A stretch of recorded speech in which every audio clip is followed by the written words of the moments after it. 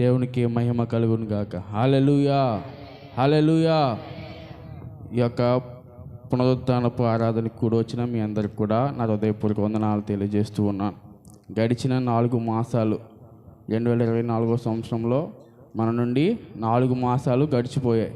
ఈ యొక్క 5వ మాసంలో మే నెలలో మొదటి వారంలో ఈ విధంగా మనందరం కూడి దేవుని యొక్క సన్నిధిలో దేవుని యొక్క వాక్యాన్ని ధ్యానించుకునే భాగ్యం మనకి ఇచ్చినందుకు మనంతగానో దేవుణ్ణి స్తుతించవలసిన వారమే ఉన్నాం. మనం చూస్తే మన చుట్టూ ఎలక్షన్ ఉంది, ఎలక్షన్ వేడి. రెండోది గాల్పు, ఎండ వేడి. ఇంకా మనం చూస్తూ ఉన్నాం, మన ఈ అంత ప్లేస్ అంతా కూడా ఖాళీ అయిపోయింది. దీనివల్ల ఎలక్షన్ వల్ల ఒకటి, ఎండ వేడి. కానీ కూడొచ్చిన మీ అందరూ కూడా మనందరం కూడా ధన్యులమని నేను చెప్పగలను. ఎందుకంటే ఒక దినము దేవుని యొక్క మందిరం గడుపుట 1000 దినముల శ్రేష్టం, ఆశీర్వాదం. కనుక ఆశీర్వాదాన్ని, ఆ శ్రేష్టని వాళ్ళందరూ కూడా కోల్పోయారు. కానీ వేడైనా కూడా, పక్కన ఎలక్షన్ అయినా కూడా, ఎలక్షన్ అంటే ఈరోజు ఎలక్షన్ కాదు అంటే ఎలక్షన్ క్యాంపెయినింగ్ చేస్తున్నారు కదా, అలాగే వెళ్ళకుండా దేవునికి ప్రాముఖ్యత ఇచ్చి దేవుని యొక్క మందిరానికి వచ్చిన మనందరం కూడా ధన్యులు. దేవుడు మనందరినీ దీవించునుగాక, వాళ్ళని కూడా దేవుడు దీవించునుగాక. నిర్గమకాండం 31వ అధ్యాయం, నిర్గమకాండం 31వ అధ్యాయం 12 నుంచి 15 వచనాలు చదువు. ఇది మరియు యెహోవా మోషేతో ఇట్లనెను, చదువమ్మా.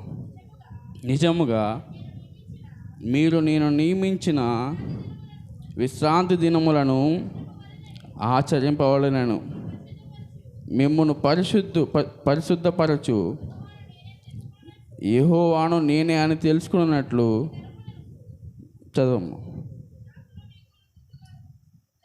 గుర్తగును. కావున మీరు విశ్రాంతి దినమున ఆచరింపవలను, నిత్యముగా అది మీకు పరిశుద్ధము. దానిని అపవిత్రపరచువాడు తన ప్రజలలో నుండి కొట్టివేయబడును. 6 దినములు పని చేయవచ్చును, 7వ దినమున యెహోవాకు ప్రతిష్టమైన విశ్రాంతి దినము. సరిపోద్దాం. ఇక్కడ మనం చూసినట్లయితే, నేను ఈ వాక్యాన్ని తీసుకున్న వాక్యం చెప్పడానికి నేనైతే ఈ వాక్యం చదివించలేదు, కానీ చిన్న మాట మీకు జ్ఞాపకం చేయాలని వాక్యాన్ని చదివిస్తూ ఉన్నాను. దేవుడైన యెహోవా మోషేకి ఇచ్చిన ఆజ్ఞ ఏంటంటే, 6 దినాలు మీరు పని చేసుకోండి, 6 దినాలు కష్టపడండి, 6 దినాలు మీరే పని చేయగలిగితే ఆ పని చేయండి. కానీ 7వ దినం విశ్రాంతి దినం ఎవరిది? దేవునిది. 6 దినాలు నువ్వు కష్టపడు, సంపాదించుకో, ఏదైనా చేసుకో. కానీ 7వ దినం ఎవరిది? దేవునిది. దేవుని సన్నిధిలో ఉండాలి. ఈరోజు కుటుంబంగా ఎంతమంది దేవుని యొక్క సన్నిధిలో ఉండగలిగారు? మనం క్రమం తప్పకుండా దేవుని యొక్క మందిరంలో ఉండగలుగుతున్నామా?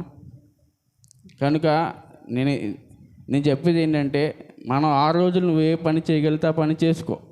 కానీ 7వ రోజు దేవునిది. దేవుని సన్నిధిలో మనం క్రమం తప్పకుండా దేవుని సన్నిధిలో మనం దేవుణ్ణి ఆరాధించేవారుగా ఉండాలి. ఇది క్రైస్తవులుగా మనం కలిగి ఉండవలసిన నియమం. కనుక క్రమం తప్పకుండా దేవుని మందిరంలో దేవునికి మనం మొదట ప్రాముఖ్యత ఇద్దాం. తర్వాత మొదట నా నీతిని, రాజ్యాన్ని వెతకండి. మీకు అందరికీ తెలుసు, వాక్యాన్ని నేను స్టార్ట్ చేస్తాను, మీకు కంప్లీట్ చేస్తున్నారు, కానీ ఎందుకు పాటించట్లేదు నాకు అర్థం కావట్లే. కనుక ఆ విధంగా ఉండకుండా వాక్యాన్ని తెలిసిన మనం వాక్యాన్ని అనుసరించి వాక్య అనుగుణంగా మనందరం కూడా ముందుకు సాగాలని తెలియజేస్తూ ఉన్నాను. ఈరోజు వాక్యం కొరకే ఏర్పాటు చేయబడిన వాక్య భాగం నిర్గమకాండం 40వ అధ్యాయం 34 నుండి 35 వచనాలు. అప్పుడు మేఘము, గట్టిగా చదవమ్మా. అప్పుడు మేఘము ప్రత్యక్ష గుడారమును కమ్మగా, చదువు, మందిరమును నింపెను. ఆ మేఘము మందిరం మీద నిలిచి ఉండుట చేత యెహోవా తేజస్సు ఉండెను. కనుక మోషే ప్రత్యక్ష గుడారంలోనికి వెళ్ళకుండాను. ఇక్కడ చూసినట్లయితే, ఇక్కడ మనం గమనించినట్లయితే, అప్పుడు మేఘము ప్రత్యక్ష గుడారం కమ్మగా యెహోవా తేజస్సు మందిరమును నింపెను. ఆ మేఘమును మందిరం మీద నిలుచుండు చేత మందిరము యెహోవా తేజస్సుతో నిండెను. ఇక్కడ మనం గమనించినట్లయితే యెహోవా మహిమ, యెహోవా తేజస్సు ఆ మందిరం మీదకి నిలిచి ఉండెను. అంటే ఎప్పుడు నిలిచి ఉంది అని మనం ఆలోచిస్తే పై వచ్చిన 33వ వచనం చదువుదాం. మరియు అతడు మందిరమునకు బలిపీఠమునకు చుట్టూ ఆవరణమును ఏర్పరిచి ఆవరణ ద్వారపు తెరను వేసెను. అలాగున మోషే పని సంపూర్తి చేశాను. ఎప్పుడైతే మోషే దేవుడైన యెహోవా మోషేకి ఆజ్ఞాపించినట్టుగా మందిరాన్ని నిర్మించాడో అప్పుడు ఆ మందిరం మీదకి యెహోవా తేజస్సు, యెహోవా మహిమ నిండుకొనెను. మనం చూసినట్లయితే 25వ అధ్యాయం 8వ వచనం చదువుదాం. 25వ అధ్యాయం 8వ వచనం. నేను వారిలో నివసించినట్లు వారు నాకు పరిశుద్ధ స్థలము నిర్మింపబలను. ఇక్కడ మనం చూసినట్లయితే ఇశ్రాయేలు ప్రజలను మోషే ఐగుప్తు దేశం నుండి కనాను దేశాన్ని నడిపిస్తున్న సమయంలో మధ్యలో దేవుడని యెహోవా మోషేకి ఏం సెలవిస్తున్నాడంటే, నేను వాళ్ళ మధ్యలో నివసించినట్లు నా కొరకు ప్రత్యక్ష గుడారాన్ని, ఒక మందిరాన్ని నిర్మించమని మోషేకి చెప్తున్నట్టు మనం చూస్తూ ఉన్నాం. ఆ పని ఏ విధంగా చేయాలో, ఆ ప్రత్యక్ష గుడారంలో వేటిని ఉంచాలో అన్నీ కూడా ఏ కొలతలతో చేయాలో, వేటితో దాన్ని ఆ పరికరాలను కానీ, ఆ మందసమం కానీ, దీపవృక్షం కానీ, బల్లను కానీ, ఈ విధంగా దేవుడు చెప్పినవన్నీ కూడా ఏ విధంగా చేయాలో, ఏ విధంగా వాటిని ఉంచాలో ఆ విధంగా మోసే ఉంచినప్పుడు దేవుడైన యెహోవా వారి మధ్యలో నివసించడానికి ఆ మందిరం మీదకి తన యొక్క మహిమను నిలిచినట్టుగా మనం చూడగలుగుతున్నాం. దేవుడైన యెహోవా ఇష్టపడ్డాడు. ఏమని ఇష్టపడ్డాడు? నేను నా ప్రజలతో ఉండడానికి ఇష్టపడ్డాడు. వారి మధ్య నేను నివసించడానికి దేవుడు ఇష్టపడ్డాడు. నా మాట మీకు అర్థమవుతుంది కదా. దేవుడైన యెహోవా ఇశ్రాయేలుతో నివసించడానికి, ఇశ్రాయేలుతో ఉండడానికి, ఇశ్రాయేలుతో జీవనం సాగించడానికి, వాళ్ళ మధ్యలో ఉండడానికి మోషేకి ఏం చెప్పాడు? ఒక ప్రత్యక్ష గుడారాన్ని నిర్మించమని చెప్పాడు. ఆ ప్రత్యక్ష గుడారం మనం ఆలోచించగలిగితే ప్రత్యక్ష గుడారం 3 భాగాలుగా మనం చూడగలుగుతాం. 1 ఆవరణము, 2 పరిశుద్ధ స్థలం, 3 అతి పరిశుద్ధ స్థలం. ఈ విధంగా ఆవరణలో ఉంచాలో, పరిశుద్ధ స్థలంలో ఏమి ఉంచాలో, అతి పరిశుద్ధ స్థలంలో వేటిని ఉంచాలో, అవి ఏ దిక్కున ఉంచాలో, ఏ కొలతలతో చేయాలో అన్నీ కూడా సంపూర్తి చేసినట్టుగా దేవుడైన యెహోవా మోషేకి చెప్పినట్టుగా చేసిన తర్వాత మాత్రమే దేవుడైన యెహోవా వాళ్ళ మధ్యలో నివసించడానికి ఆ యొక్క మందిరాన్ని తన యొక్క మహిమతో నింపినట్టుగా మనం చూడగలుగుతున్నాం. ఆ రోజు దేవుడైన యెహోవా వాళ్ళతో నివసించడానికి, వాళ్ళతో ఉండడానికి, వాళ్ళతో ముందుకు కొనసాగడం, వాళ్ళతో నడవడానికి దేవుడైన యెహోవా ఏ విధంగా అయితే మోషేకు చెప్పినట్టుగా మందిరాన్ని నిర్మించాడో, మరి ఈరోజు దేవుడు మనతో నివసించాలంటే, దేవుడైన యెహోవా మనతో నడవాలంటే, దేవుడైన యెహోవా మనతో ఉండాలంటే, దేవుని యొక్క సన్నిధి మనతో ఉండాలంటే, దేవుడే మనతో జీవించాలంటే మనం వేటిని నిర్మించాలి? ఈరోజు చెప్తారా? వేటిని మనం నిర్మించాలి? ఆ రోజు చెప్పాడు దేవుడైన యెహోవా వాళ్ళతో ఉండాలంటే ప్రత్యక్ష గుడారాన్ని నిర్మించమన్నాడు. దానిలో వేటిని ఉంచాలో కూడా దేవుడైన యెహోవా చెప్పాడు. వేటి కొలతలతో చేయాలో కూడా అన్నీ కూడా చెప్పాడు. ఈరోజు అదే దేవుడైన యెహోవా మనతో ఉండాలని దేవుడు ఆశపడుతూ ఉన్నాడు. కనుక దేవుడైన యెహోవా మనతో ఆశపడుతున్నాడు కనుక మనం దేవుడైన యెహోవా మనతో ఉండాలంటే మనం వేటిని నిర్మించాలి? దేవుడైన యెహోవాకి మనం వేటిని నిర్మించాలి? ఏమి నిర్మించాలి? దేవుడైన యెహోవా ఏమని చెప్తున్నాడా? కొత్త నిబంధనలో పలానాది నువ్వు నిర్మించని ఏమని చెప్పాడా? అమ్మా చెప్పాలి. పోయిన వారం నేను వచ్చినప్పుడు ఎన్నిసార్లు అడిగాను, ఏం చెప్పాను, ఎవరో మాట్లాడలే. ఇప్పుడు కూడా అడుగుతున్నాను, ఏం చెప్పానమ్మా, చెప్పండి, ఏం మాట్లాడలే. అంటే ఎందుకు అడుగుతున్నానంటే నేను చెప్పింది మీకు అర్థమవుతుందా లేదా అనేది మీకు చెప్పినప్పుడే నాకు అర్థమవుతుంది. అంతేనా? అవునంటారు కాదంటారు? కానీ మీరు రిప్లై ఇవ్వాలి. మీకు అర్థమవుతుందో లేదో వచ్చి కూర్చున్నారు, మీరు వింటున్నారు, మీరు వినట్లేదు నేను అంటలే, వింటున్నారు. విన్నది నాకు చెప్పారు అనుకో, ఓకే నేను చెప్పేది వాళ్ళకి అర్థమవుతుంది. మీరు వింటున్నారు, వినట్లే నేను అంటలే. చాలా అందరూ వింటున్నారు, ఎవరో పడుకోలేదు, ఎవరు కొనుగోట్లు కూడా వేయట్లే, అందరూ వింటున్నారు. కానీ ఎందుకు సమాధానం చెప్పడం నాకు అర్థం కావట్లే.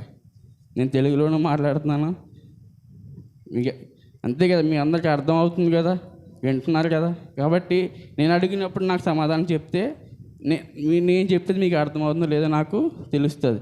కనుక ఇక్కడ మనం చూస్తే మనకు వచ్చేసరికి దేవుడు ఏం చెప్పాడు, మనల్ని ఏం నిర్మించమన్నాడు. దేవుడని యెహోవా మనతో ఉండడానికి దేవుడని యెహోవా మనల్ని వేటిని నిర్మించమని చెప్పాడు. దేవుడని ఏమైనా యెహోవా మనకేమని చెప్పాడు? ప్రత్యక్ష గుడారం నిర్మించమని మనకేం చెప్పాడా? మొదటి కొరింథీయులకు రాసిన పత్రిక 3వ అధ్యాయం 16వ వచనం.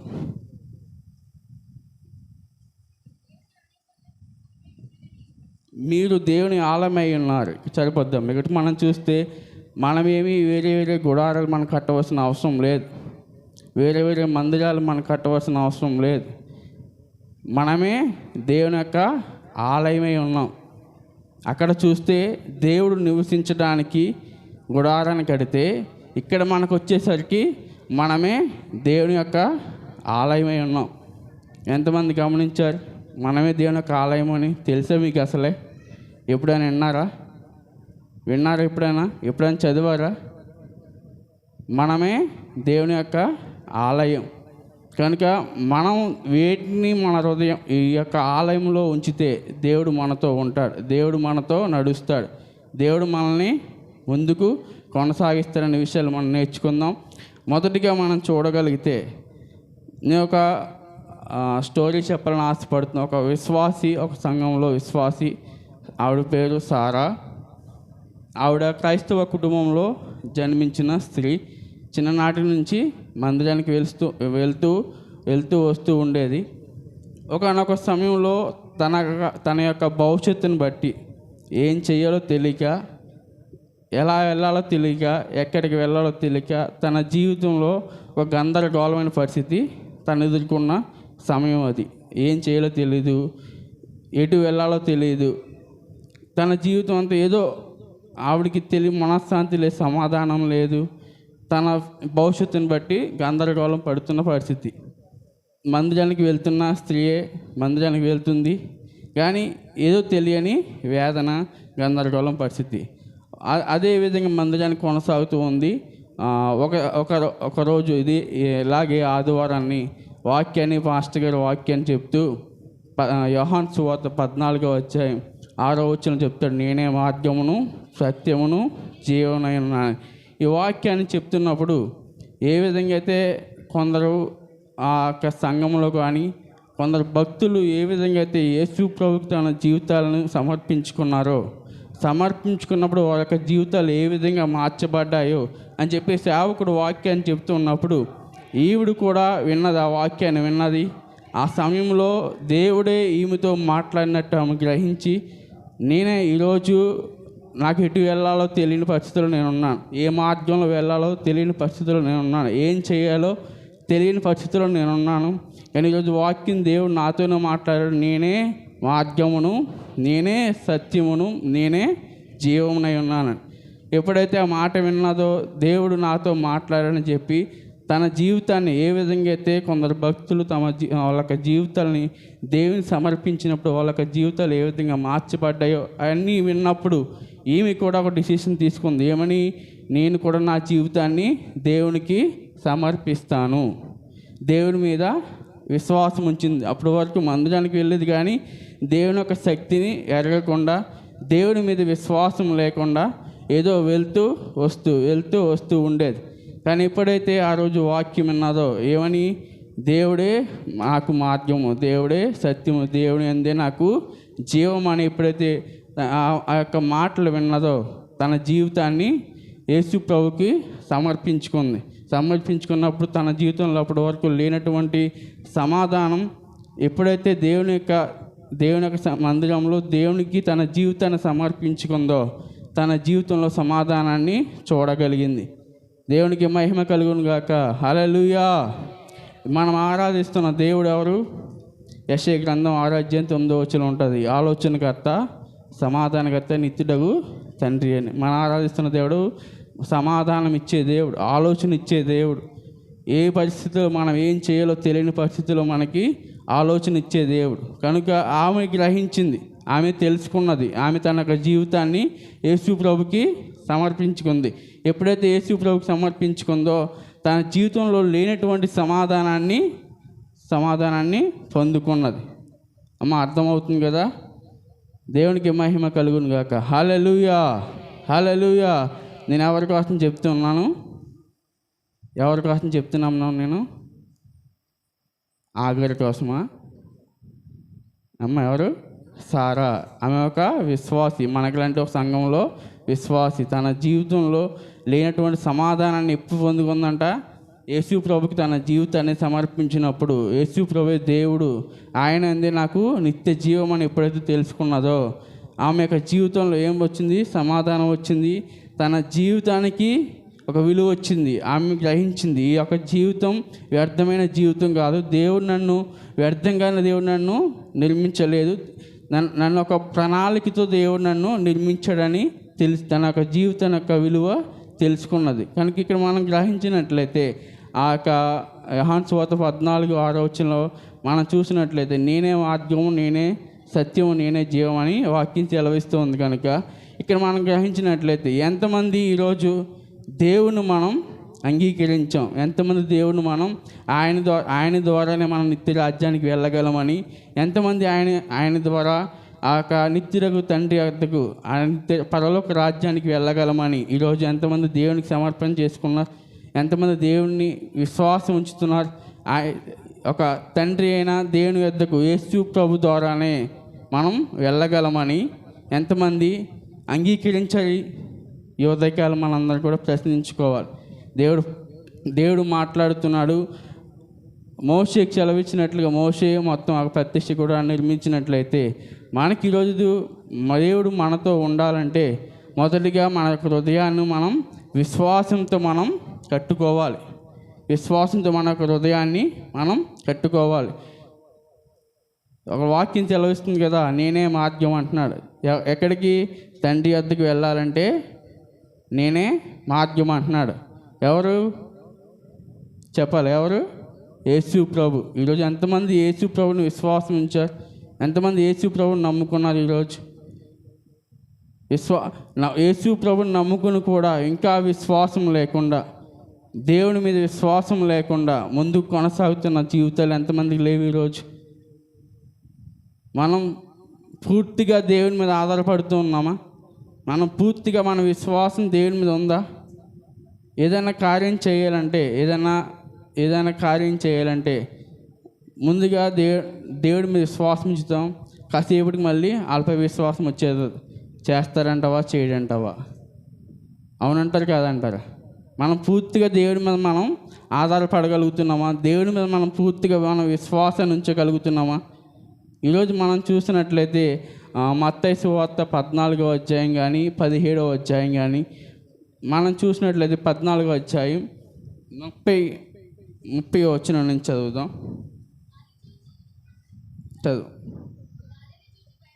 గాలిని చూసి భయపడి వణికిపోసాగి ప్రభువా మమ్మల్ని రక్షించమని కేకలు వేసింది. ఇక్కడ మనం చూసినట్లయితే మనందరికీ తెలుసు యేసు ప్రభు, పేతురు గారు. యేసు ప్రభు నీటి మీద నడుస్తూ వస్తుండగా శిష్యులందరూ కూడా ఓడలో ప్రయాణం చేస్తూ ఉన్నారు. వాళ్ళందరూ ఏమని భయపడ్డారు?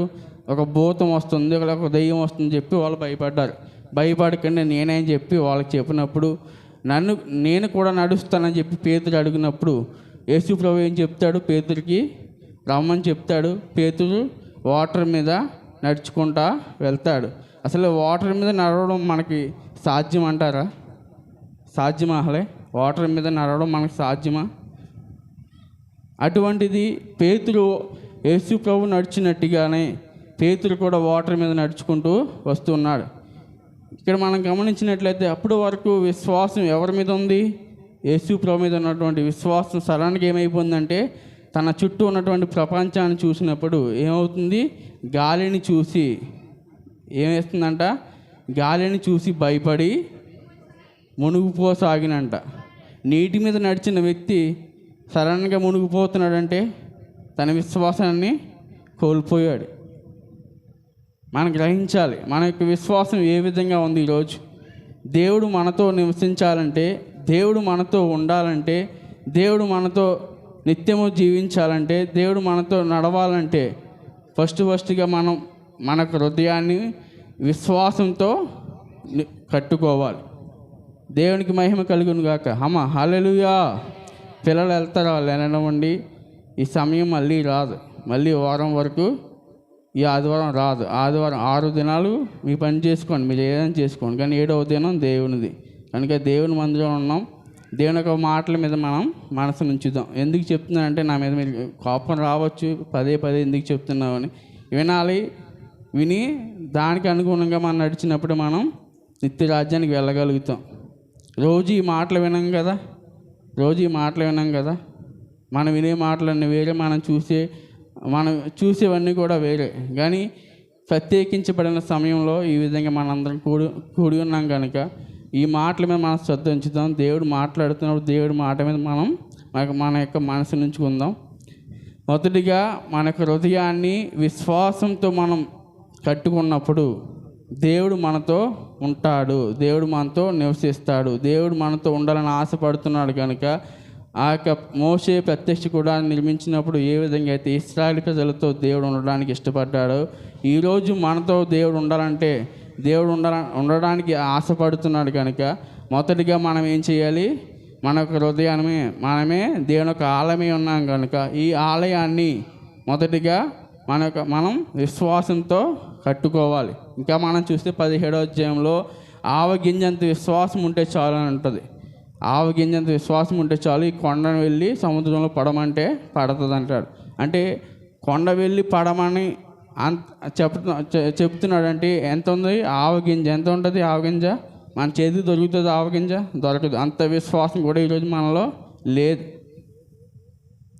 దేవుడిని నమ్ముతున్నాం, దేవుని మందిరానికి వస్తున్నాం, దేవుని యొక్క శక్తిని మనం తెలుసుకున్నాం, దేవుడు అద్భుతకరుడని మనకు తెలుసు, దేవుడు ఆశ్చర్యకార్యాలు చేసేవాడని మనకు తెలుసు. ఇన్ని తెలిసినా కూడా ఇంకా దేవుడి మీద మనం విశ్వాసం ఉంచలేకపోతున్నాం.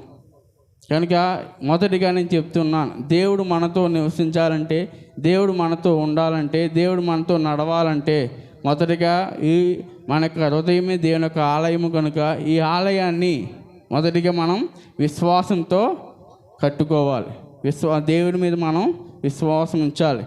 దేవుని మనం తెలుసుకోకుండా, దేవునికి మన హృదయం ఇవ్వకుండా, దేవుడి మీద విశ్వాసం ఉంచకుండా క్రైస్తవులుగా మనం ముందుకి కొనసాగలేం. ఎందుకంటే ఎన్నో అలజడులు వస్తాయి, ఎన్నో తుఫానులు రేగుతాయి. వాటిలో మనం నిలబడాలంటే దేవుడి మీద మనం విశ్వాసం ఉంచాలి. కొన్ని సమయాల్లో మనకు పరీక్షలు పెట్టడానికి దేవుడు కొన్ని తీసుకుని వస్తాడు. ఆ సమయంలో మనం నిలబడాలంటే దేవుడే ఉన్నాడు, దేవుడి మీద మనం విశ్వాసం ఉంచాలి. కానీ ఆ సమయంలో మనం పడిపోతున్నామంటే మనలో దేవుడి మీద విశ్వాసం లేదు. కనుక మొదటిగా నేను చెప్పేది ఏంటంటే, దేవుడు మనతో నివసించడానికి ఇష్టపడుతున్నాడు కనుక దేవుడు మనతో ఉండాలంటే మన హృదయమే దేవుని యొక్క ఆలయం కనుక మన హృదయాన్ని విశ్వాసంతో మనం నిర్మించుకోవాలి. అప్పుడే దేవుడని యెహోవా మనతో ఉంటాడు. రెండవదిగా మనం చూద్దాం, అపోస్తల కార్యం 3వ అధ్యాయం 19వ వచనం.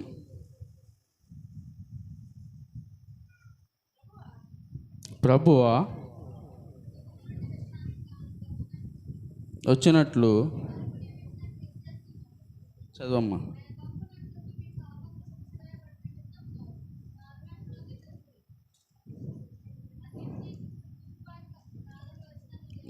మూడు 20 చదవం. 3:20.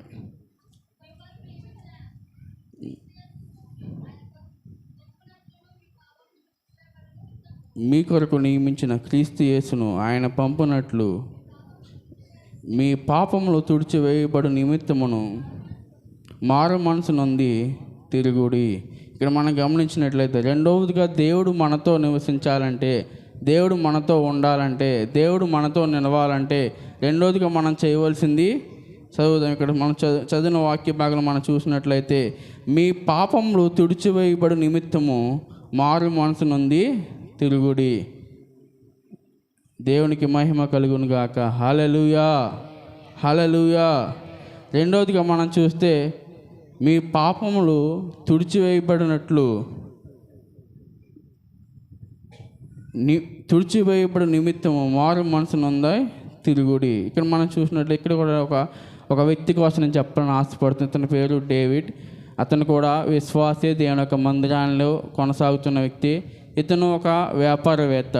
అతను చేస్తున్న వ్యాపారంలో విజయాన్ని సాధించిన వ్యక్తి. తక్కువ సమయంలోనే తను అనుకున్నటువంటి స్థాయి నుంచి ఎక్కువ స్థాయికి వెళ్ళిన ఒక వ్యాపారవేత్త. అన్ని విషయాల్లో మంచిగా కొనసాగుతున్న వ్యక్తి. మంచి లాభాలు వస్తున్నాయి. తన వ్యాపారాలు ఒకటిగా విస్తరిస్తూనే ఉంటూ ఉన్నాయి. ఆ సమయంలో మనం గమనించినట్లయితే ఇతను కూడా ఒక విశ్వాసి, ఒక బిలీవర్. మందిరానికి వెళ్తూ వస్తేవాడు.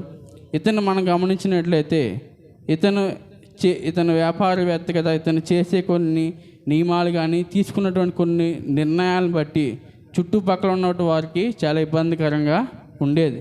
ఇతను తీసుకున్న నిర్ణయాలు ఏ విధంగా ఉన్నాయంటే అవతల వాళ్ళకి ఇబ్బంది కలిగించే వాటిగా ఉన్నాయి. అతను సంపాదించిన ధనం, అతను సంపాదించిన విజయాలు అతన్ని అసూయకు నడిపించాయి.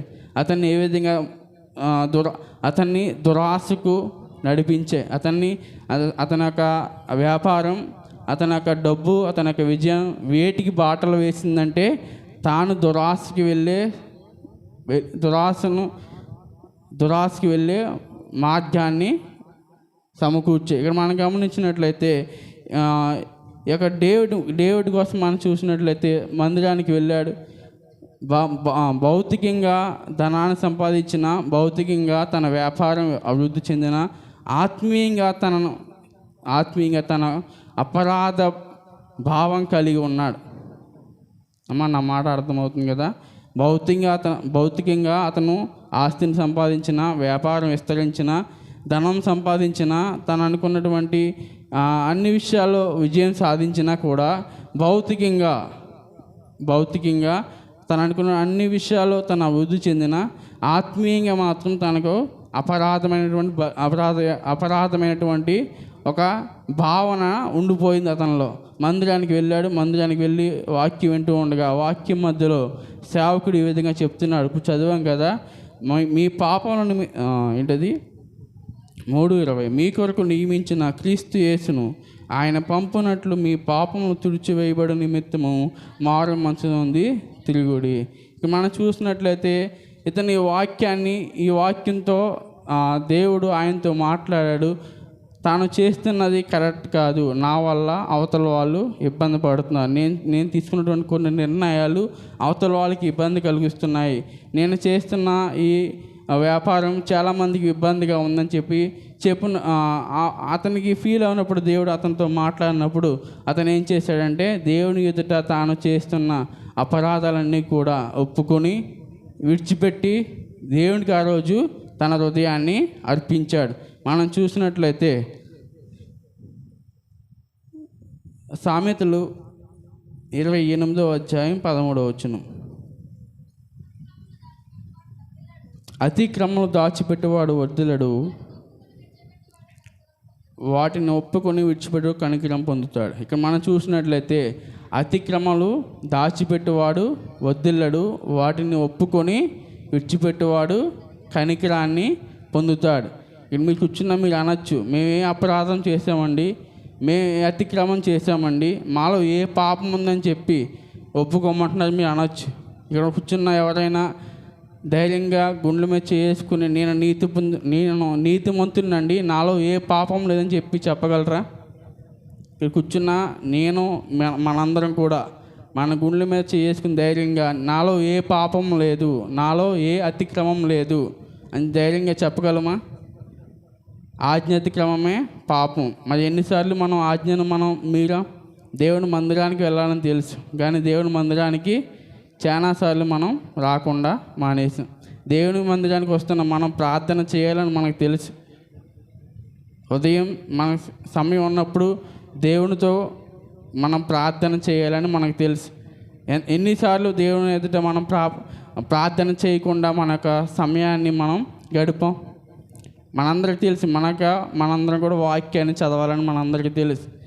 చదవగలిగిన చదువు ఉన్నా కూడా చదవకుండా ఎన్నిసార్లు మనం వాక్యాన్ని పక్కన పెట్టేసాం.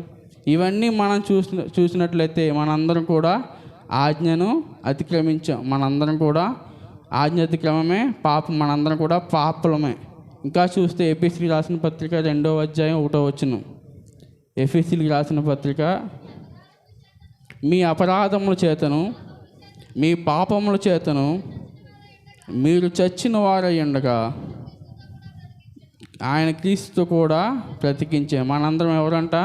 మన అపరాధముల చేత మన పాపముల చేత మనందరం కూడా చచ్చిన వారు. ఈరోజు మనం దేవుని ఎదుట దేవుని యొక్క మందిరంలో కొనసాగుతున్నాం. దేవుని ఎదుట మనం కన్నీళ్ళు కాల్చి ప్రార్థన చేస్తూ ఉన్నాం. కొన్ని విషయాలను బట్టి ఉపవాసముని ప్రార్థన చేస్తూ ఉన్నాం. మందిరాన్ని తప్పకుండా మానకుండా దేవుని యొక్క మందిరాన్ని కొనసాగుతూ దేవుని యొక్క మందిరంలో ముందుకు వెళ్తున్నాం. అయినా కూడా మన ప్రార్థనకి జవాబు రావటం లేదు. మనం అడుగుతున్న ప్రతి మన జీవితంలో జరగట్లేదు. దేవుని ఎదుట కన్నీళ్ళు కాల్చి ప్రార్థిస్తున్నాం, ఉపవాసాలు ఉంటున్నాం, మందిరానికి క్రమం తప్పకుండా వస్తూ ఉన్నాం. కానీ ఎందుకు మన జీవితంలో కార్యాలు జరగట్లేదు అంటే, ఇక్కడ మనం చూసినట్లయితే మనందరం కూడా అపరాధముల చేత పాపముల చేత మనం చచ్చిన వారే ఉన్నాం. చచ్చిన వారమైన మనం క్రీస్తుతో కూడా మనల్ని బ్రతికించాడు. మన వల్ల కలిగింది ఈ రక్షణ కాదు, దేవుడే మనకు ఉచితంగా మనకి రక్షణ ఇచ్చాడు. కానీ ఇక్కడ మనం గమనించగలిగితే, మనం ప్రార్థన చేస్తున్న ఒక అవసరత నిమిత్తం మనం ప్రార్థన చేస్తున్నప్పుడు దానికి జవాబు రావట్లేదంటే మనలో ఏమి లేదు, పశ్చాత్తాపం లేదు. మనం పాపులమని, మనం దోషులమని, మనం అతిక్రమాలు చేస్తామని దేవుని ఎదుట ఒప్పుకోకుండా నువ్వెంత ప్రార్థన చేసినా, ఏ కన్నీటి ప్రార్థన చేసినా, ఉపవాసం ఉన్నా, ఎన్ని రోజులు ఉపవాసం ఉన్నా నీ ప్రార్థనకి జవాబు రాదు. రెండవదిగా నేను చెప్తూ ఉన్నాను, మనకి వేటిని మన హృదయంతో కట్టుకోవాలంటే, రెండవదిగా పశ్చాత్తాపంతో మన హృదయాన్ని మనం కట్టుకోవాలి. అర్థమవుతుంది కదమ్మా? దేవునికి మహిమ కలుగును గాక. హల్లెలూయా, హల్లెలూయా. రెండవదిగా మనం చూసినట్లయితే మన హృదయాన్ని పశ్చాత్తాపంతో మన హృదయాన్ని కట్టుకోవాలి. దేవుని ఎదుట సామెతలు 28:13 చదివాం కదా. ఏంటిది? అతిక్రమములు దాచిపెట్టువాడు వదిల్లడు, వాటిని ఒప్పుకున్నవాడు కనికరాన్ని పొందుతాడు. ఈరోజు కూర్చున్న మనందరం కూడా నీతిమంతులం కాదు. మనందరం కూడా ఏదో ఒక పాపంతో ఉన్నవాళ్ళమే. కనుక మనందరం కూడా మన పాపాలను దాచిపెట్టుకొని దేవుని ఎదుట ప్రార్థన చేస్తే మన ప్రార్థనకు జవాబు రాదు. కనుక ఏ పాపం ఉందో, ఏ అతిక్రమం నీలో ఉందో అది నీకు తెలుసు. కనుక ఈ ఉదయకాలం రెండవదిగా నేను చెప్తున్నాను, దేవుడు మనతో ఉండడానికి ఆశపడుతున్నాడు. దేవుడు మనతో ఉండాలంటే మన హృదయమే దేవుని యొక్క ఆలయం. కనుక ఈ ఆలయాన్ని పశ్చాత్తాపంతో మనం కట్టుకోకపోతే దేవుడు మనతో ఉండడానికి ఇష్టపడడు. ఇంకా మనం చూస్తే రాజు అయినటువంటి దావీదు 51వ కీర్తన మనం చదివితే, 51వ కీర్తన చదువుతాం ఒకసారి.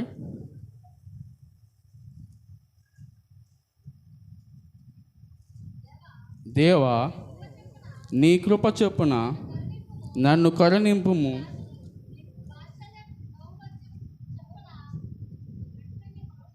నీ వాత్సల్య బాహుల్యం చొప్పున నా అతిక్రమం తుడిచివేయము, నా దోషము పోవునట్లు నన్ను బాగుగా కడుగుము, నా పాపము పోవునట్లు నన్ను పవిత్రపరచుము. నా అతిక్రమలు నాకు తెలిసే ఉన్నవి, నా పాపము ఎల్లప్పుడూ నా ఎదుటనే ఉన్నది. ఇక్కడ మనం చూసినట్లయితే రాజు అయినటువంటి దావీదు దేవునికి మొరపెడుతున్నాడు. దేవా, నా అతిక్రమములు తుడిచివేయము, నా దోషము పోవునట్లు నన్ను బాగుగా కడుగుము, నా పాపము పోవునట్లు నన్ను పవిత్రపరచుము. ఇక్కడ కూర్చున్న మనందరం కూడా దోషులమే. ఇక్కడ కూర్చున్న మనందరం కూడా అతిక్రమం చేసిన వారమే. ఇక్కడ కూర్చున్న మనందరం కూడా పాపం చేసిన వాళ్ళమే. ఈరోజు మన యొక్క అతిక్రమాలకి, మన యొక్క దోషాలకి మన మీద పడవలసినటువంటి శిక్ష ఎవరి మీద పడింది? యేసు ప్రభు మీద పడింది. ఆయన భరించాడు. యెషయా గ్రంథం 53వ అధ్యాయం మనం చదివితే, మన అతిక్రమం బట్టి అతడు గాయపరచబడను, మన దోషమును బట్టి అతడు నలగగొట్టబడును. ఈరోజు నీవు నేను పొందుకోవాల్సిన శిక్ష, ఈరోజు నీవు నేను పొందుకోవాల్సినటువంటి ఆ శిక్ష ఎవరు మోసారు? యేసు ప్రభు మన కొరకు మనందరినీ ఈ పాపం నుండి, ఈ పాపం అనే బానిస నుండి మనం విడిపించడానికి ఆయన నలగొట్టబడ్డాడు, ఆయన దెబ్బలు తిన్నాడు. కనుక రెండవదిగా దేవుడు మనతో ఉండడానికి ఇష్టపడుతున్నాడు. కనుక దేవుడు మనతో ఉండాలంటే మనలో ఉండాలి, పశ్చాత్తాపం ఉండాలి, దేవుని ఎదుట రియాలిటీ ఉండాలి. మన నిజమైనటువంటి మన జీవితాన్ని దేవునికి తెలుసు. అంతా కూడా మన యొక్క జీవితం అంతా కూడా దేవునికి తెలుసు. కనుక దేవుని ఎదుట మనం ఉన్నది ఉన్నట్టుగా ఒప్పుకొని దేవుని యొక్క కనికరాన్ని పొందుకుంటేనే దేవుడు మనతో ఉండడానికి ఆశపడుతున్నాడు. మొదటిగా మనం వేటితో మన యొక్క హృదయాన్ని కట్టుకోవాలి? మొదటిగా ఏం చెప్పాను? విశ్వాసంతో మన యొక్క హృదయాన్ని కట్టుకోవాలి. యేసు మీద మనం విశ్వాసం ఉంచాలి. రెండవదిగా పశ్చాత్తాప హృదయం కలిగి ఉండాలి. దేవుని ఎదుట మనం ఏ అవసరత నిమిత్తం అయితే మనం అడుగుతున్నామో ఆ యొక్క అవసరత మనం తీర్చబడాలన్నా, దేవుడు మనతో నివసించాలన్నా, దేవుడు మనతో ఉండాలన్నా రెండవదిగా పశ్చాత్తాపం ఉండాలి. ఉన్నది ఉన్నట్టుగా దేవునికి తెలుసు సమస్తం, మనం ఏ విధంగా ఉన్నామో, మనం ఏం చూస్తున్నామో, మనం ఏటి చేస్తున్నామో అన్నీ కూడా దేవునికి తెలుసు. కనుక మనం దేవుని ఎదుట ఒప్పుకున్నప్పుడు మనం కనికరాన్ని పొందుకుంటాం. మూడవదిగా మనం చూడగలిగితే మొదటి పేతురు రాసిన పత్రిక 1వ అధ్యాయం 14 నుంచి 17 వచనాలు.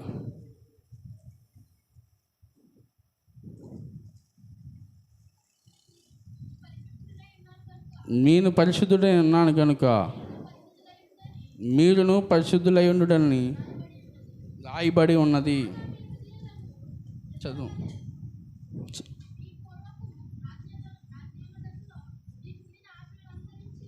అనుసరించి ప్రవర్తింపక మిమ్మల్ని పిలిచిన వాడు పరిశుద్ధుడై ఉన్నాడు ప్రకారము మీరును సమస్త ప్రవర్తన యందు పరిశుద్ధులై ఉండుడి. ఇక్కడ మనం చూస్తే మూడవదిగా దేవుడనే యెహోవా మనతో ఉండాలంటే, దేవుడు మనతో నడవాలంటే మనం మూడవదిగా మనమే దేవుని యొక్క ఆలయం కనుక ఈ ఆలయాన్ని మొదటిగా విశ్వాసంతో మనం కట్టుకోవాలి. రెండవది పశ్చాత్తాపంతో కట్టుకోవాలి. మూడవదిగా మనం చూస్తే దేవుడని యెహోవా పరిశుద్ధుడై ఉన్నాడు కనుక మనము కూడా పరిశుద్ధులై ఉండాలి. మూడవదిగా మనం చూసినట్లయితే చదవబడిన వాక్య భాగం మనం చూసినట్లయితే నేను పరిశుద్ధుడై ఉన్నాను కనుక మీరును పరిశుద్ధులై ఉండవాలని రాయబడి ఉన్నది. కాగా మీరు విధేయులకు పిల్లలై మీ పూర్వపు అజ్ఞాన దశలో మీకుండిన ఆశలను అనుసరించి ప్రవర్తింపక మిమ్మల్ని పిలిచిన వాడు పరిశుద్ధుడై ఉన్న ప్రకారం మీరు సమస్త ప్రవర్తన యందు పరిశుద్ధులై ఉండడి. పక్షపాతం లేకుండా క్రియలను బట్టి ప్రతి వాని తీర్పు తీర్చువాడు తండ్రి అని మీరు ఆయన ప్రార్థన చేయుచున్నారు. కనుక మీరు పరదేశులై ఉన్నంత కాలం భయంతో గడుపుడు. ఇక్కడ మనం చూసినట్లయితే మనందరం కూడా పరదేశులం. మనకి ఈ దేశం శాశ్వతం కాదు. మనందరం కూడా పరదేశులం, వేరొక దేశం సంబంధించిన వారు మనం. కనుక ఈ దేశంలో ఉన్నంతకాలం మనం భయంతో సమస్త ప్రవర్తనను మనం కాపాడుకోవాలి. సమస్త ప్రవర్తన యందు పరిశుద్ధతను మనం కాపాడుకునే వారిగా ఉండాలని దేవుని యొక్క వాక్యం సెలవిస్తుంది. మనందరికీ తెలుసు, ఒక వ్యక్తిని తన అన్నలందరూ కలిసి కొట్టువేసి ఐగుప్తు దేశానికి బానిసగా అమ్మివేశారు. ఎవరండి ఆ వ్యక్తి? చెప్పాలి, అమ్మ వెనకాల చెప్పాలి. ఒక వ్యక్తిని తన అన్నదమ్ములందరూ కలిసి కొట్టి తనను ఐగుప్తు దేశానికి బానిసగా అమ్మివేశారు. ఎవరమ్మ చెప్పాలి? వెనకాల నుంచి చెప్పాలి నాకు. ఎవరు? యాకోబా, ఏసావు, ఇంకెవరైనా ఉన్నారు అలాగా? యోసేపు, యాకోబు యొక్క కుమారుడు యోసేపు. ఏం చేయబడ్డాడు? తన అన్నల చేత దూషించబడి కొట్టువేయబడి ఐగుప్తు దేశానికి బానిసగా అమ్మివేయబడ్డాడు. ఐగుప్తు దేశంలో తను చాలా శ్రమలు పొందుకున్నాడు. చాలా వేదనతో కూడిన రోజులు సమయాన్ని గడిపినటువంటి పరిస్థితి యోసేపుది. మనం గమనించినట్లయితే యోసేపుకి వచ్చిన అవకాశం ఏంటో తెలుసా? అక్కడ ఉన్నటువంటి రాజుగారి యొక్క భార్యతో పాపం చేసే అవకాశం వచ్చింది. కానీ యోసేపు ఏమైనా పాపం చేశాడా? యోసేపు ఒప్పుకున్నాడా? పాపం చేయడానికి ఒప్పుకున్నాడా? యోసేపు ఆ పాపాన్ని అంగీకరించాడా? ఆ పాపం చేయకుండా దూరంగా పారిపోయాడు. ఎందుకని? దేవుని ఎదుట దేవుని యందు అతనికి భయం ఉన్నది. ఈరోజు మనుషులుగా విశ్వాసులుగా ఒక మందిరంలో ఉన్న మనం దేవుని భయం కలిగి మనం నివసిస్తున్నామా? దేవుని భయం ఉందా అసలే మనకు? దేవుడు అంటే భయం ఉందా? దేవుడు అంటే భక్తి లేదు, పక్కన పెట్టండి. దేవుడు అంటే భయం ఉందా? విశ్వాసులుగా మనం ఉండవలసింది, దేవుడు పరిశుద్ధుడై ఉన్నాడు కనుక మనము కూడా పరిశుద్ధులై ఉండాలి. మీరు ఈ దేశం మీ శాశ్వతమైన దేశం కాదు, మీరు పరదేశం సంబంధించిన వారు కనుక మీరున్నటువంటి ఈ దేశంలో భయంతో సమస్త ప్రవర్తన యందు పరిశుద్ధతను మనం కాపాడుకునే వారుగా ఉండాలని దేవుని వాక్యం సెలవిస్తూ ఉంది. దేనితో?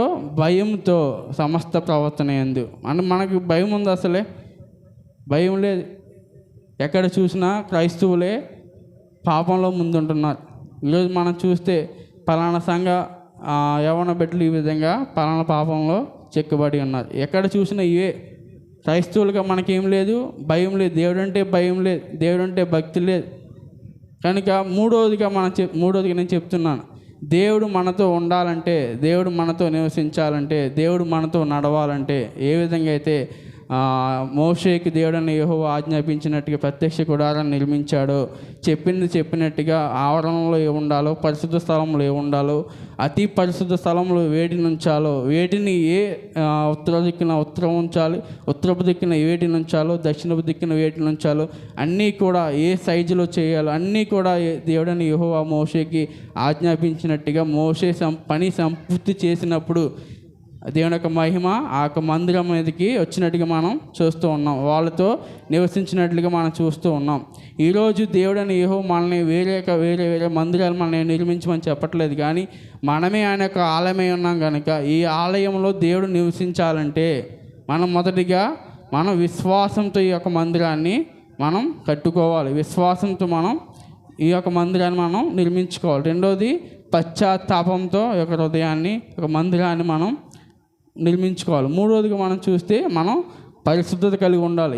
ఏ విధంగా అయితే యేసేపుకు పాపం చేసే అవకాశం వచ్చింది, వేరొక దేశం తన అన్నలకు తెలియదు, తన కుటుంబస్తులకు తెలియదు, ఏం చేస్తున్నా వేరే వాళ్ళు ఎవరికి తెలియదు. ఎందుకంటే రాణి గారితో అవకాశం వచ్చింది, ఎవరికి తెలియదు. కానీ ఎందుకు నిరాకరించాడు? దేవుని మీద భయం ఉంది కనుక. దేవుడు నన్ను చూస్తూ ఉన్నాడు, దేవుడు నన్ను ఏర్పాటు చేసుకున్నాడు కనుక ఈరోజు మనందరం కూడా ఏర్పాటు చేయబడిన యాజక సమూహం, మనందరం కూడా దేవుడు మనం పిలుచుకున్నాడు కనుక మన ప్రవర్తన ఏ విధంగా ఉంది దేవుని ఎదుట. మూడోదిగా మనకు ఈ యొక్క హృదయాన్ని, యొక్క మందిరాన్ని పరిశుద్ధతతో మనం కాపాడుకోవాలి. వేటిని మనం చూస్తూ ఉన్నాం? ఒక దేవునిలోకి రాకముందు మందు తాగేవాడు, ఇప్పుడు మందు తాగుతున్నావా? మందు తాగకుండా ఉండగలుగుతున్నావా? దేవుని యొక్క మందిరానికి రాకముందు వేరే వ్యసనాలకు లోనైపోయిన పరిస్థితిలో నుండి దేవుని యొక్క మందిరానికి వచ్చిన నీవు ఇంకా వాటిని కొనసాగిస్తున్నావా?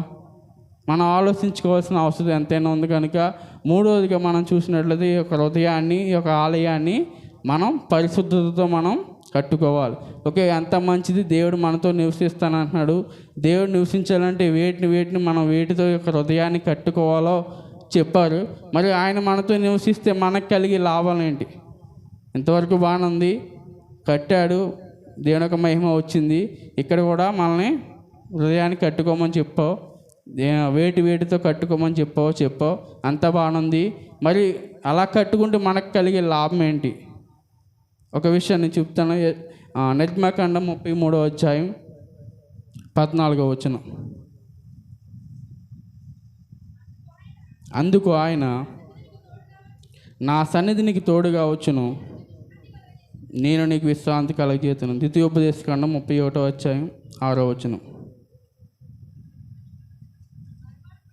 భయపడకుడి, వారిని చూసి దిగులు పడకుడి, మీతో కూడా వచ్చేవాడు మీ దేవుడని యెహోవాయే. యెహోషువ గ్రంథం 1వ అధ్యాయం 9వ వచనం. అమ్మా, నేను నీకు ఆజ్ఞాపించున్నాను కదా, నిబ్బరము కలిగి ధైర్యంగా ఉండుము, దిగులు పడకము, జడియకము, నీవు నడుచు మార్గమంతట్లో నీ దేవుడని యెహోవానికి తోడై ఉండును. మత్తయి సువార్త 28వ అధ్యాయం 20వ వచనం. 28వ అధ్యాయం 20వ వచనం.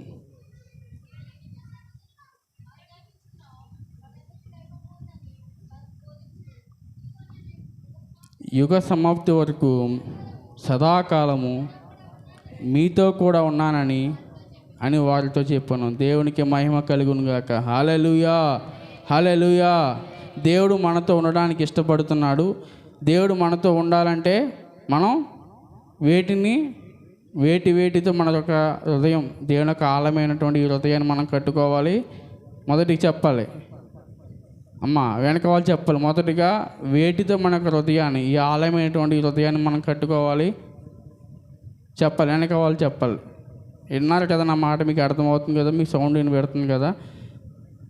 మనమే దేవుని యొక్క ఆలయమై ఉన్నాం కనుక, ఈ ఆలయంలో దేవుడు నివసించడానికి ఇష్టపడుతున్నాడు కనుక, ఆయన నివసించాలంటే మొదటిగా మనం వేటితో ఈ యొక్క ఆలయాన్ని మనం కట్టుకోవాలి?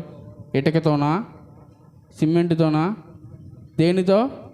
విశ్వాసంతో మన యొక్క హృదయాన్ని మనం కట్టుకోవాలి. రెండవది పశ్చాత్తాపంతో ఈ యొక్క హృదయాన్ని కట్టుకోవాలి. మూడవది పరిశుద్ధతతో ఈ యొక్క మందిరాన్ని మనం కట్టుకోవాలి. ఈ విధంగా కట్టుకుంటే మనకు కలిగే లాభం ఏంటో తెలుసా?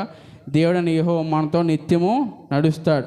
మనం వెళ్ళే మార్గంలో ఆయన మనకు తోడై ఉంటాడు, మనల్ని నడిపిస్తాడు. దిగులు పడకము, జడియకము, నేను నీకు తోడై ఉన్నాను సెలవిస్తున్నాడు కనుక, దేవుడని యెహోవా మనతో నిత్యం ఉండాలంటే, దేవుడని యెహోవా మనతో నడవాలంటే, ఈ విధంగా ఈ యొక్క ఆలయమైనటువంటి ఈ యొక్క హృదయాన్ని మనం ఈ యొక్క విశ్వాసంతో, పరిశుద్ధతతో, పశ్చాత్తాపంతో మనం కట్టుకున్నప్పుడు దేవుడని యెహోవా మనతో ఉండడానికి ఇష్టపడతాడు కనుక అందరం మోకరిద్దాం, అందరం మోకరిద్దాం. నా వాక్యాన్ని బట్టి ఒక నిమిషం ప్రార్థన చేసుకుందాం.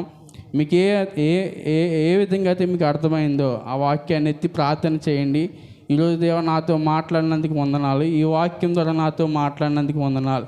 ఇదిగో తండ్రి, ఈరోజు నేను తెలుసుకున్నాను, నా హృదయమే నీ యొక్క ఆలయం అని నేను తెలుసుకున్నాను. ఈ యొక్క హృదయంలో నీవు నివసించాలంటే, ఈ యొక్క హృదయం, నా యొక్క హృదయం నివసించాలంటే నాలో విశ్వాసంతో నీ యొక్క హృదయాన్ని, ఈ యొక్క ఆలయాన్ని నేను కట్టుకోవాలి. పశ్చాత్తాపంతో యొక్క హృదయాన్ని నేను కట్టుకోవాలి. పరిశుద్ధత నేను కాపాడుకోవాలి. కనుక ఆ విధంగా ప్రార్థన చేద్దాం. దేవుని యందు మనం విశ్వాసం ఉంచకుండా మనం క్రైస్తవులుగా కొనసాగుతున్నామేమో, దేవుని ఎదుట మనం పశ్చాత్తాపం లేకుండా, మారు మనసు లేకుండా క్రైస్తవులుగా మనం పిలువబడుతున్నామేమో. మూడవదిగా పరిశుద్ధత లేకుండా, దేవుని యొక్క భయం లేకుండా మనం కొనసాగుతున్నామేమో. మనం సరి చేసుకుందాం. ఏ విధంగా అయితే మీకు అర్థమైందో ఆ మాటలు ఎత్తి దేవుని ఎదుట ప్రార్థన చేయండి. దేవుని యొక్క సహాయాన్ని కోరుకోండి, దేవుని యొక్క కృపను మనం కోరుకుందాం. ఎవరైనా మీలో ప్రేరేపించబడిన వాక్య నిమిత్తం ప్రార్థన చేద్దాం.